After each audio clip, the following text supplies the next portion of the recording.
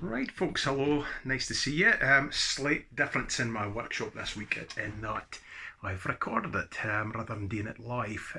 Good reason for that is that it is my wife Shona's birthday. It's her birthday the day, and so kind of decided that I would get a miss, but I didn't want to miss out doing a workshop because I've done every Wednesday now for must be 13 or 14 weeks. So I thought we'll just keep it going.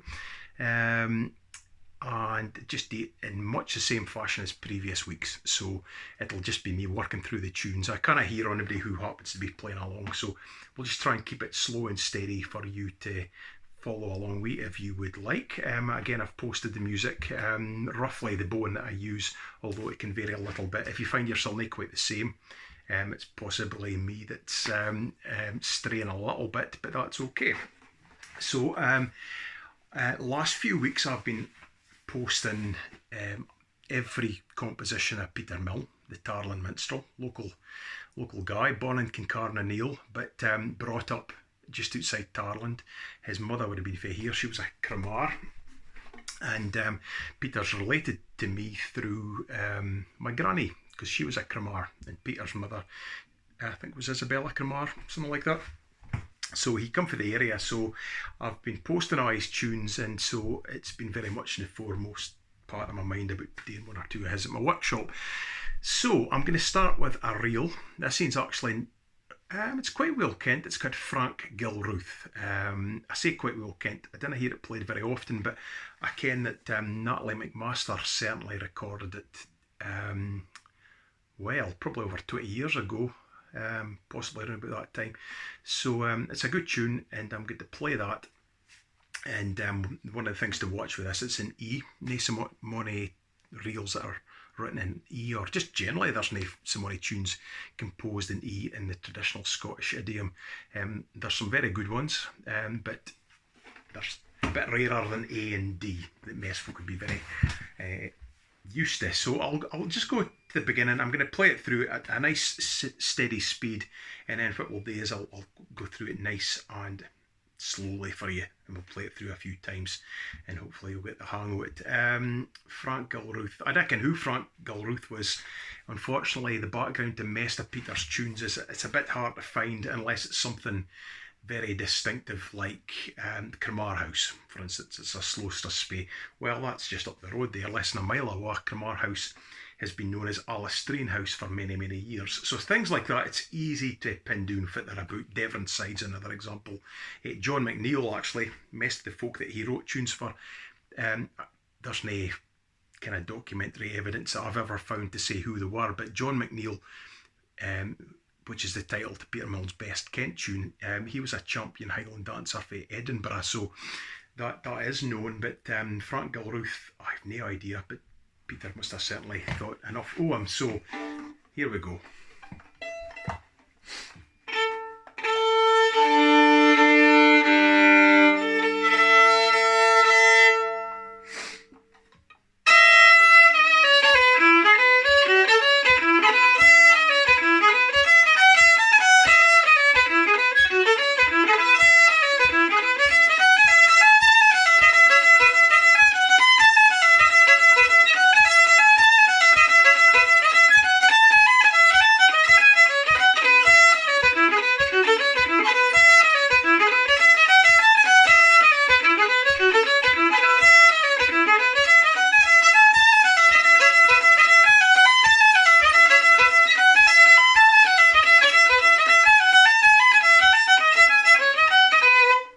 So there you go.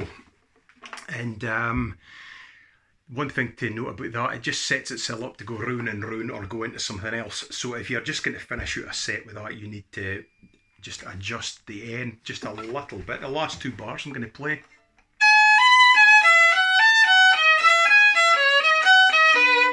So something like this might work.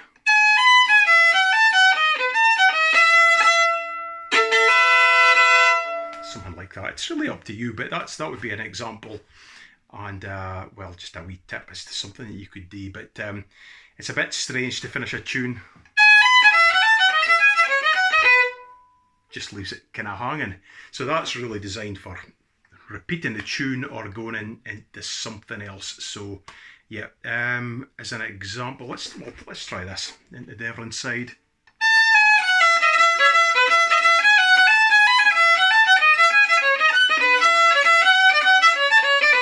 See what I mean? That goes in not too bad.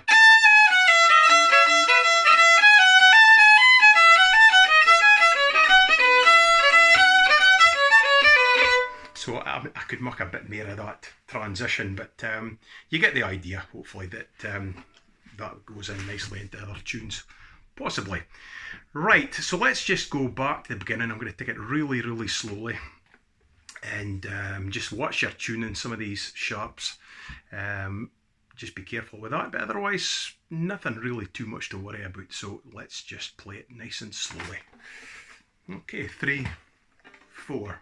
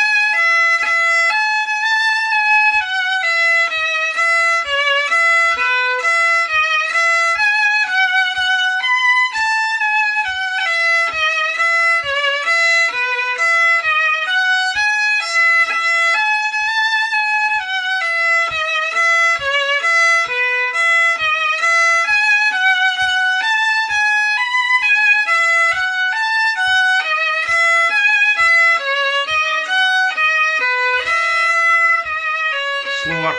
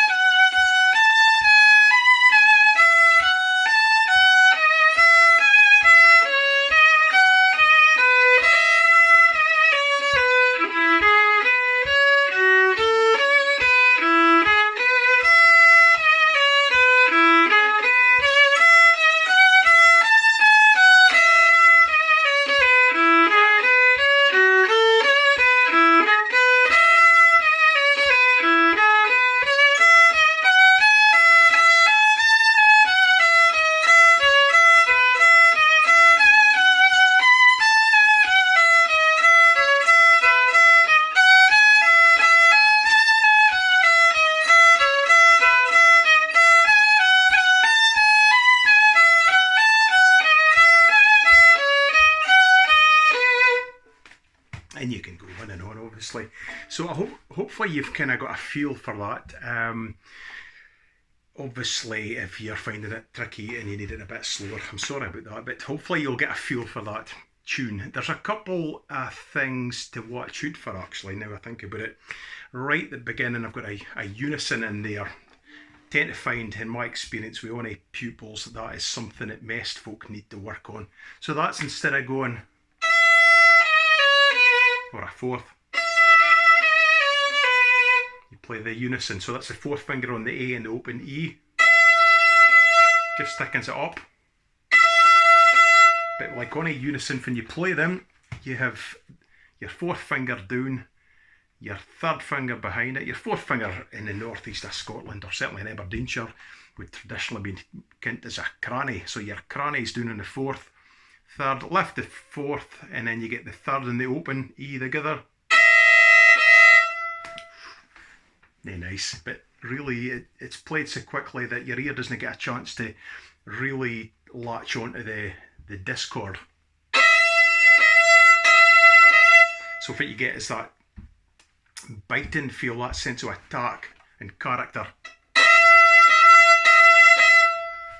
the kind of thing that kind of the old players, even in my time, would have said that, oh, you've got to have a bit of gur. And gur, well, I've probably said this before in these workshops, it actually is a proper word, although I wasn't aware of it until, certainly in the last couple of years when I went and looked, well, or certainly shown I went and looked, and gur just basically means, in Scots, to play with fire and force. So it captures the feel perfectly. So it takes a wee bit of practice, and it's a good example of why to have these characteristics of traditional Scottish fiddling. I'll speak about that in the broadest terms. I wouldn't even just say Northeast fiddling, but in Scottish fiddling, you need a pretty reasonable technique to play that, because your hand's got to be up. If your hand's down like that, you can't really play that fourth finger with the open E, because the fourth it drags across onto the open and dampens it, and you didn't get a true sound. It's very difficult. So it's one of these things you've got to keep the hand up. I don't mean like that.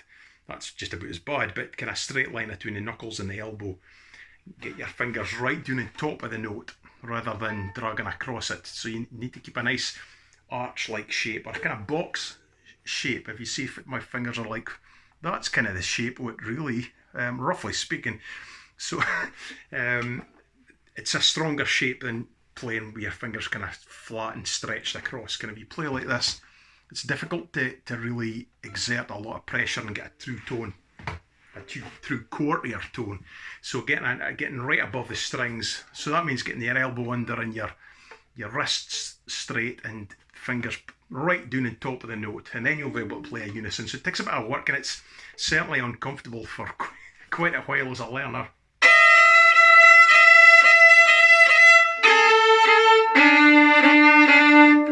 Okay, so the unison, that's the first thing. The next thing, there's crossing for second finger to second finger. If you're a fiddle player, if you're a flute player or an accordion player, it'll make no bloody difference whatsoever.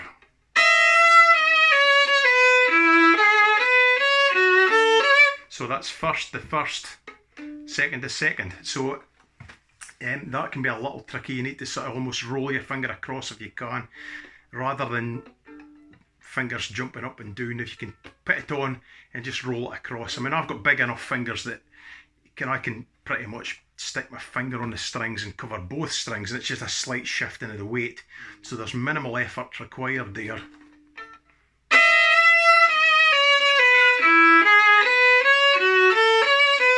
So there's a little bit of that is something that's definitely worth practicing things like.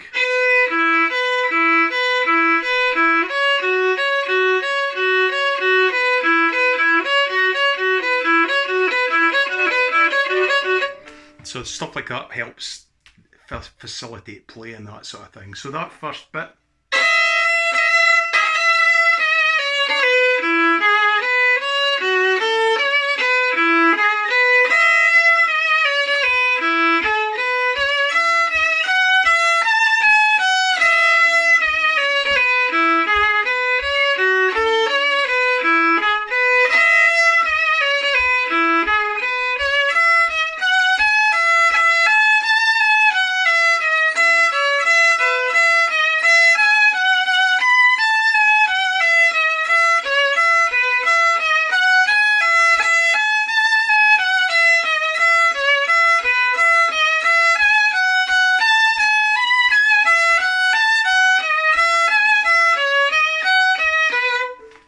So tend to play that sort of thing, kind of nice and strong all the way through. Make sure every note's clearly played and using plenty of bow. Even in a reel, I tend to use quite a lot, and it means that you get lots of volume and power and really belt it out. And I suppose that comes from nae using microphones. You have to be prepared to play to the back of the hall. They need to hear you just as clear there as they do at the front, so you have to project tone. So if you've nae got microphones and speakers, you have to generate that tone yourself. So using mere bow allows you to do that. What was I going to say? Yeah, I do tend to find that I use slurs fairly regular in reels, and it gives a wee bit of a contrast in the feel, and it allows the bow to flow out a little bit more and helps the tune flow. Because if I take the slurs out,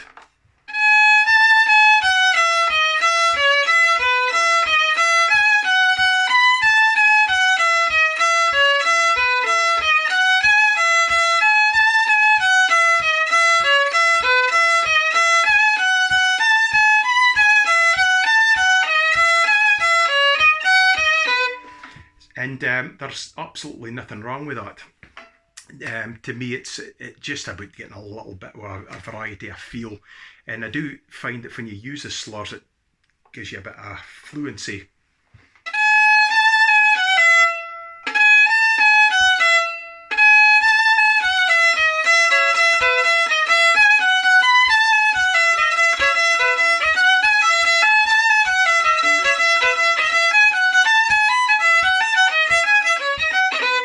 So it gives you a wee bit of variety in every tune that's appropriate. Some tunes have more than others, but I certainly use the slurs, and it allows it to flow a little bit. But it's not certainly a definitive instruction that that's how you must play it. It's an interpretation of the music. But the bowing, there's a reason why you bow it a certain way. It's never just accidental. There's a sense of continuity, a style that you pick up when you're playing. So I think we'll play that through once again. I'll play it twice, but play it through once again, and then I'll leave it. Slow the first time, second time closer to what I would consider a reasonable dance speed. Okay, Frank Gilruth by Peter Mill.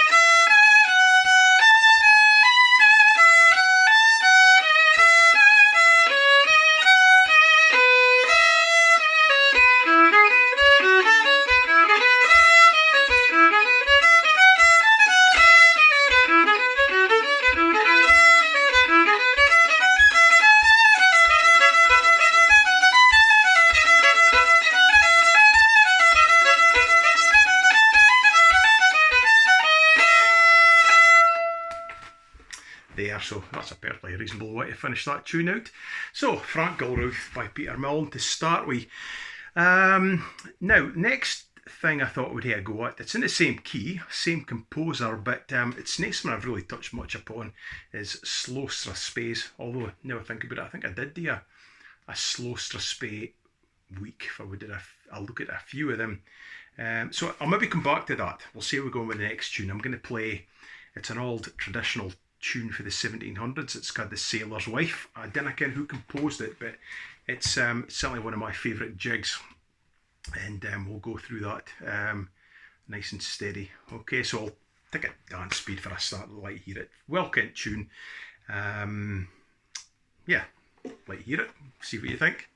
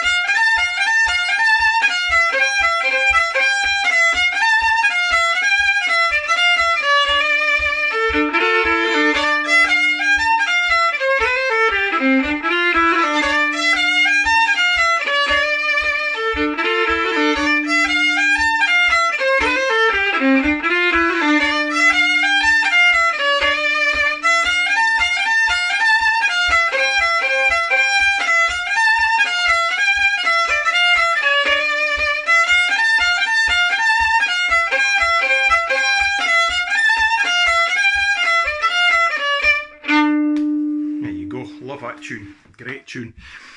Quite distinctive, I have to say, but nae a tune that I would really play overly quick. I really think it suits to be a little bit more steady, just to sit back and try and actually put a little bit more lift into it if you can. So one of the key things about that is, like on a jig, it's how you play the triplets. Not just that, but it's certainly one of the things you have to watch is make sure the rhythms are consistent all the way through. So every triplet is, well, they're written as 3 equal length notes, but actually when you play them, they're not really like that. You dot the first note, semi-quaver in the middle, normal quaver at the end. So instead of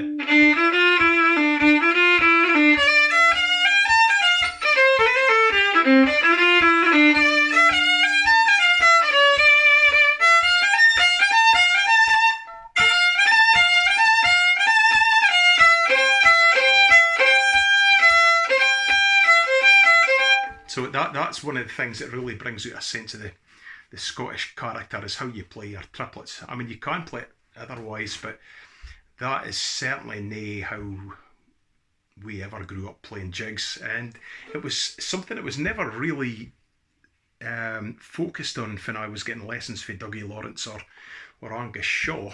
But how you played them, it was really based on how everybody else played them round about you. So when I was playing with the Bankery Strathspey Real Society, certainly you were soaking up some of the style of these old players, and in some cases folk like Harry Nicholl, who was a pal of James, well, he certainly knew James Scott Skinner, but a good friend of Hector McAndrew, and you soak up a style for playing with these folk without even realising it. But then again, I mean, if you went to one of the other fiddle groups, if you heard dance bands playing or pipe bands, how you play the triplets was pretty much the same. Everybody just played it that way, so that's inevitably how you pick it up.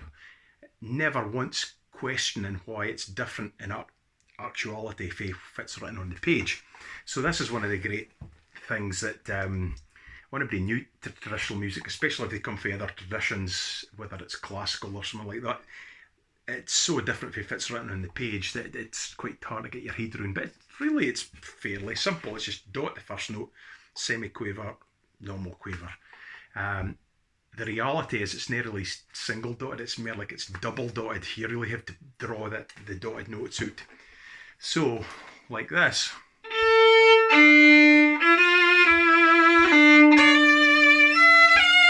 So even these they're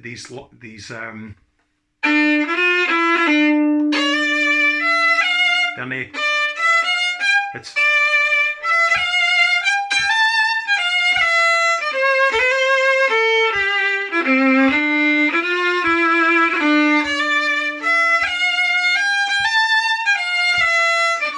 we'll go in the second half.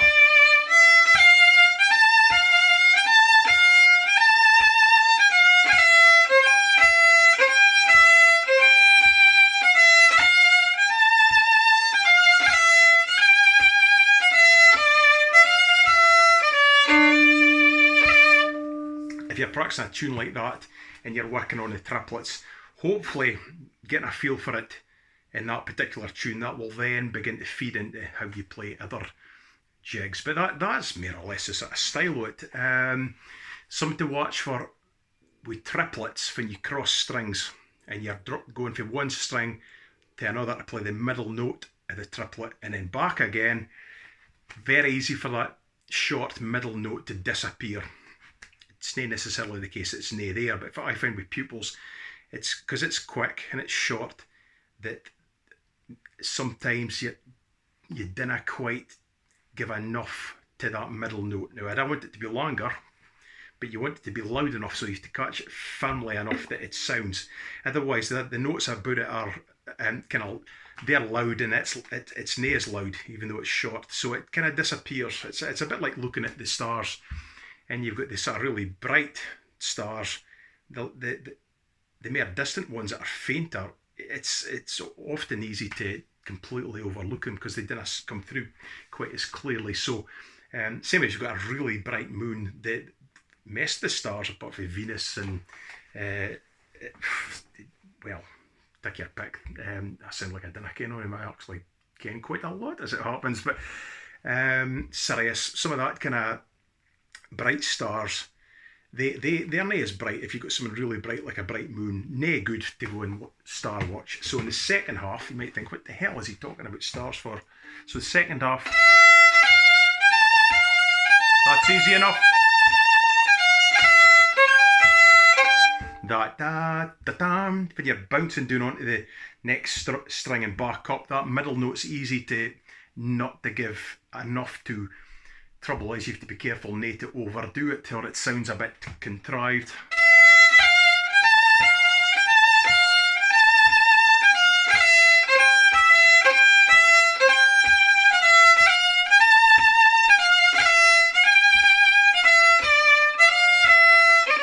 Right for the top.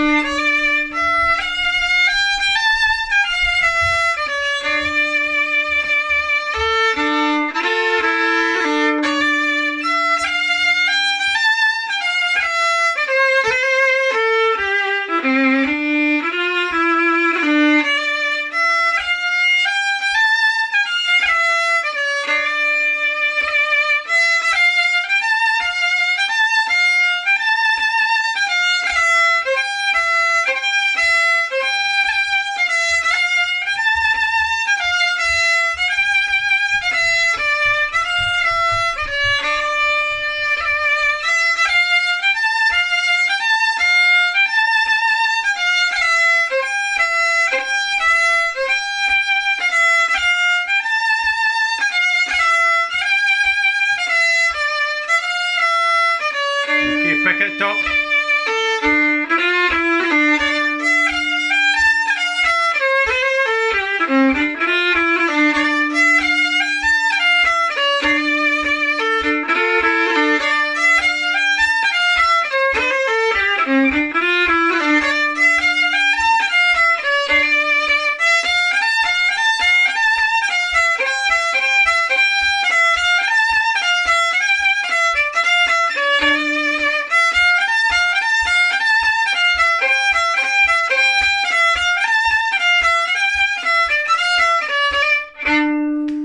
There you go. So that's the sailor's wife.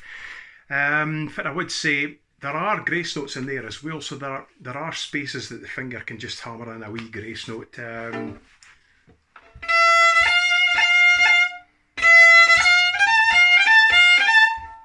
the space there.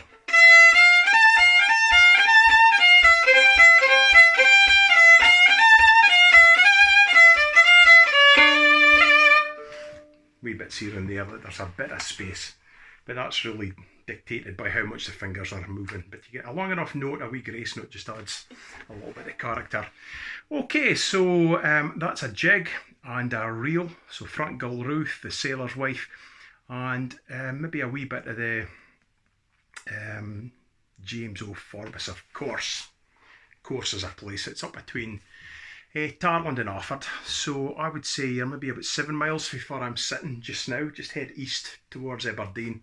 And course, it's near a village. It's a district. Of course, there's lots of firms in the area and houses up in there. But just a quiet little area. There's the ruins of a castle, Course Castle, and it was owned by the Forbeses. Well, there's still Forbeses up in there. So this is a great tune by Peter Milne. Again, it's in E, which is maybe nae everybody's favourite key, definitely less common. But slow strathspeys really give you a chance to pull out the long notes. It's I suppose you'd say it's quite a stylised type of music. Slow strathspeys are nae dance tunes. A strathspey is. You can play them for dancing, but they inevitably just lose all that special character, the special quality they've got. They're nae tunes that were ever designed for dancing to. They're really a chance for the Scottish fiddle player to kind of pull out his characteristics into a performance tune. Now, they're a bit like slow airs in that they have expression and there's room for ebb and flow and dynamics, but they're played quicker on the whole than slow airs. But they're not played as quick as dance strathspeys. So they kind of fall in the middle, and so they're tricky because you've got the expression to put in, but you've got the characteristics of a strathspey at its most extreme to put in. So you expect to find things like updriven bows, you expect things like unisons, double stops, your dotted notes pulled out to the extreme. Staccato's definitely going to be there. What else? You've got the ebb and flow of the music within that. And I would say your dotted notes, you're probably looking at being at least double or triple dotted to get the true sense of how you pull them out. And the other thing that makes them a little bit kittly to play for a lot of folk is that the spaces between some of the notes are actually almost as important as the notes. You can't say a tune's spaces are more important than the melody notes themselves, but how you phrase the various bits and how you point the tune with the spaces between some of the notes is definitely really important and key to how they're played. And I could give you lots of examples, but I'll let you hear James O. Forbes, of course. You'll get an idea of what we're talking about fairly quickly. So right from the beginning there's a unison, and then staccato bows, dotted notes pulled out to the extreme.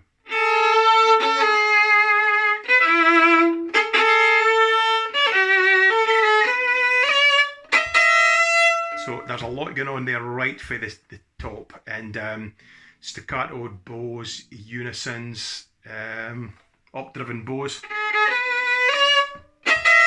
So you see, if I get that lift with the updriven bow, you get a sense how that space really adds to the feel.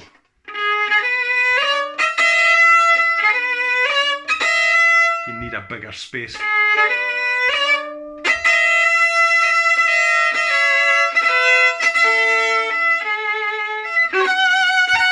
Lots of attack in the snap bowing. Tricky there, you're jumping right across the A string, D string across to the A, and it needs to be as snappy as all the rest, so it's easy to make excuses. It's a bit trickier, so that's why it's nae as good. That's nae excuse. You just have to practice it.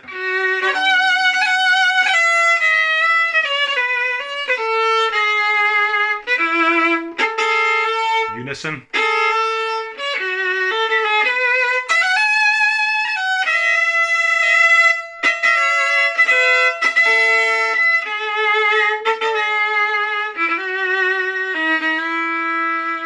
Slows right down. Third position.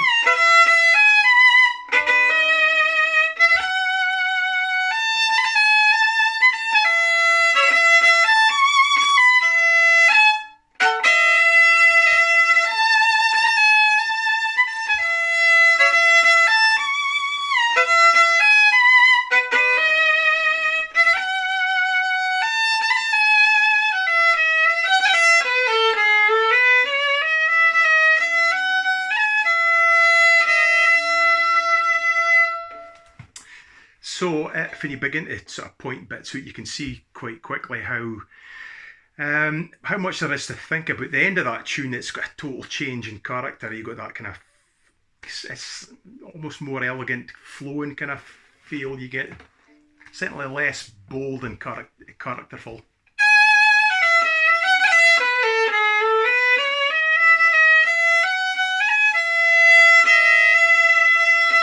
Unison to finish. So there's a lot going on. There's grace notes right through it as well.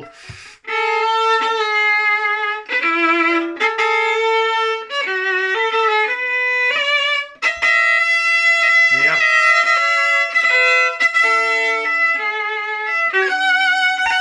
There.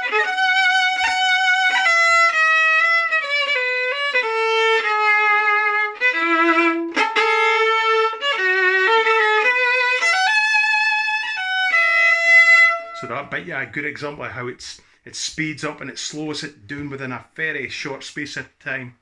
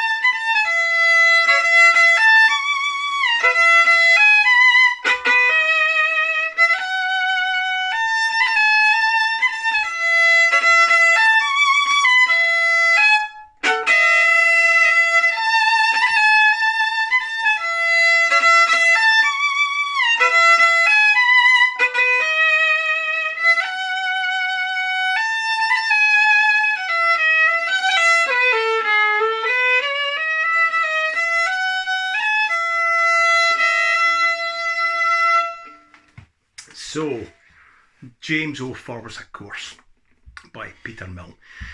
Good example of slow strathspey. They may be quite so heavy as some of them. Some of them can be, and I'm thinking about tunes like J.F. Dickey's Delight, or the Sharkins of the Pioche. The spacing in these are actually a little bit, it's easier to pick up for the spacing is important. If I play J.F. Dickey's Delight,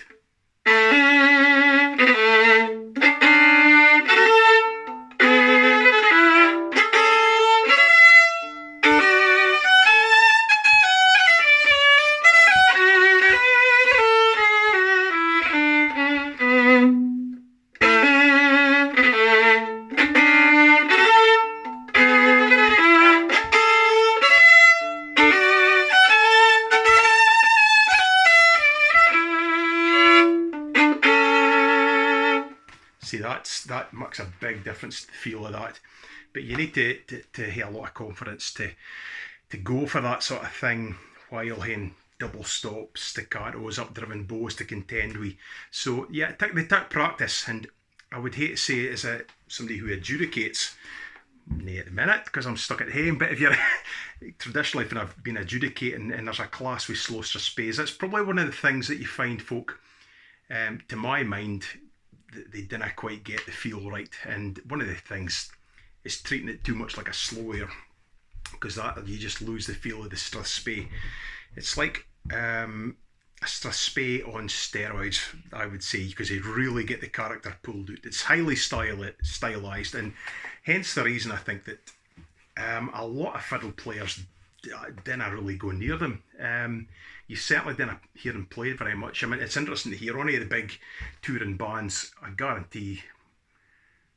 wouldn't guarantee, but on the whole, I kind of think a single big band that plays at big festivals and things that has ever or unlikely to have ever played a slow strathspey, like a slow strathspey as part of their set. And it's just, it doesn't sit into that kind of modern style quite so easy. But if you want something that's got really loads of the kind of essence of Scottish fiddle music, to my mind, that a slow strathspey is a great thing to try and get your teeth into, but you will have to work at it. It takes time and effort.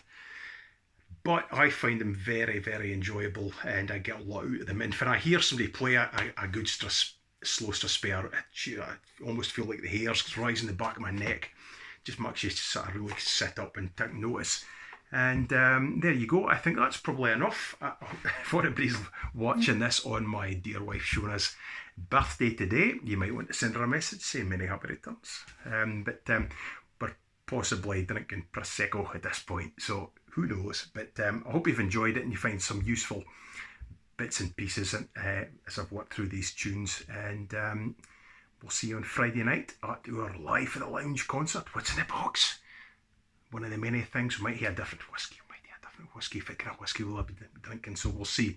There'll be some fun and games, some nonsense, and of course lots of good singing and some traditional Scottish fiddle tunes to go through. So what I am planning to do is maybe at least for some of it, might do it for the hair lot, is use Neil Gow's fiddle, which I've still got here since my Celtic Connections recital in January, and I was going to be playing it at the Neil Gow Festival in Dunkeld, where I would be handing it back to the Gaelic Society of Perth, but we were locked down. It was cancelled. We were locked down by that time. I self-isolating because I'm shielded because of the cancer last year, and so I've still got the fiddle and I've been able to hand it back. So and there's a lot of responsibility with that, but at the same time, it's one of these things you can hardly believe you've got in your hands. It's not the only Neil Gow fiddle. It's one of 3 that exist, and I think there's a one in Blair Castle, and there's also there's another in. I'm not sure who owns that, but Pete Clark had it for a while, and that's possibly the one that I think that was that he damaged when he was crossing the ice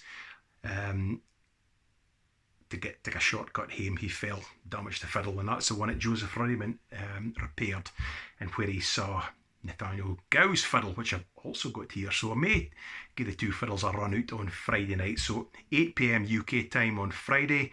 If you've enjoyed this, tip jar is www.paypal.me/Paul Anderson Shona Don, as opposed to Shona Donaldson, because there wasn't a space, so it's Shona Don, D-O-N, and that would be grand. Anybody's on any commissions they'd be looking for, happy to do that. I've done a few actually, and that's been a real help, but I certainly would throw myself into that with gusto. So anyway, if you're going to looking on Friday, we'll see you there. It's usually a lot of fun. I've really enjoyed them, and part of me is really going to miss the lockdown because of that, because Fa's going to be sitting at home looking at us on a Friday night. Folk will be out if they're allowed to. So we'll see how that goes, but we may continue for a while yet. But there's no sign of us getting out a lockdown till at least August. So we'll see. But there'll certainly be no concerts or festivals or Highland Games for a wee while. So I feel like I'm rambling now. So all the best, folk. Take care.